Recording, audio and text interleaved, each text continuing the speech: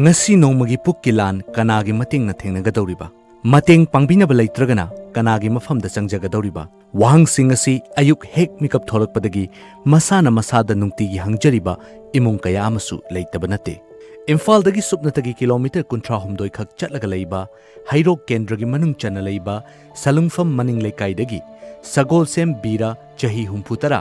amadi mahaki loinabi Salungpham ongbi ibeton chahi humphutaret ani asi leikai meeyam amadi machani ngosingna pirakpa khara chaduna amadi piraktaba matamda chara henduna awaba phibam amada punsi lelhori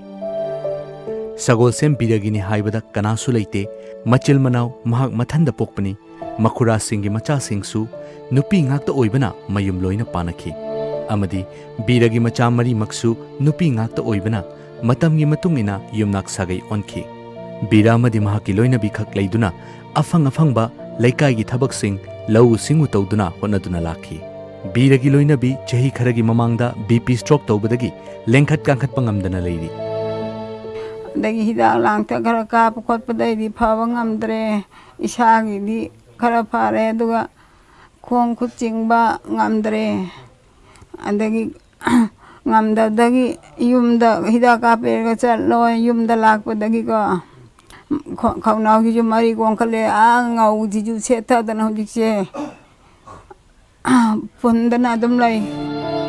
mahaki nupina kallingai matamda thabak suba chalamba adusu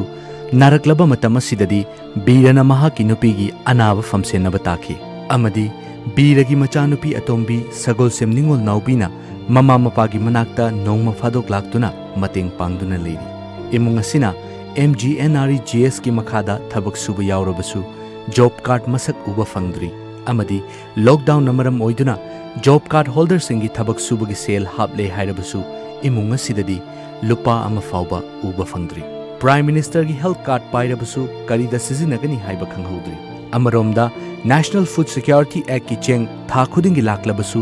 cheng masak kauruba matamda ningsing fanghori malemasina si yona chawkhalaba malemasigi wangmada fauba khundana ba honaraba matamasida electricity ki connection tawba ngamdabana bulb amagi mengan fauba uba Fanghoudri sibangai ba tare hoi monodi pibi rakani adu moi mangda ina Pabdi sinong tona nama gidi sari kholi haibanatna heladi moi mangdi heladi hainingdre adu chaninga leiba leitabaji leitrimi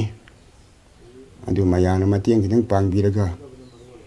kitang nama gidi punchi kitang leingba pamjai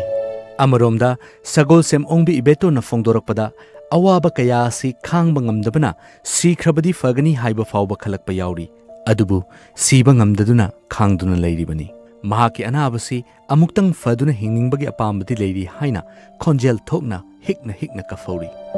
angau chegai basinana dum tap ta adana wa yamna ichiradi ngani khalle hingningde ai chiba yadamnina sum leirisine Hauzigasi COVID-19 na malemgi maike khudimakta chauna chaitheng piriba matam amani adubu imung asidadi mamang thaktagi hauna meeyoi kharana mateng pangbiraga chaba meeyoi singaduna mateng pangbiraktragana chaba phangdana adumak tumina lenduna leiramli hairiba sida meeyoi singaduda mateng pangbiro hairuna bagi pangal su leijadana yamna pukning nungsiningai oiba mongda mafam asida hingama thengnari hairiba sida imung asigi marai bak karomda thokani haibusidi yamna chawbo hangama oiduna dumak leiri Video journalist Naresh Kaloina na Podum Jariba Onal Sambanduram Times of Manipur News Salungpham